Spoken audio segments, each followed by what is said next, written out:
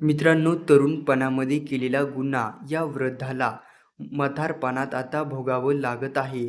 कारण कोर्टाच्या अनेक दिवसांच्या निकालानंतर आता या वृद्धाला उरलेलं आयुष्य आपलं आता जेलमध्येच घालायचं आहे. मित्रांनो, तरुणपणामध्ये गंभीर गुन्हा केला आणि त्याचा निकाल अक्षरशः वृद्धपणात लागला आणि त्यानंतर घडला भयानक खेळ. वयाच्या 50 वर्षामध्ये या वृद्धाने गुन्हा केलता, मात्र हा कोर्टाचा निकाल तब्बल 34 वर्षे चालला. आता न्यायालयाने आरोपीला 84 वयामध्ये दोषी ठरवलं आणि आता वृद्ध आरोपीला उरलेलं आयुष्य आपलं जेलमध्येच घालवायचं आहे. बिहारमधील वैशाली जिल्ह्यामधील ही घटना घडलेली सध्या सोशल मीडियावरती चर्चेचा विषय आहे.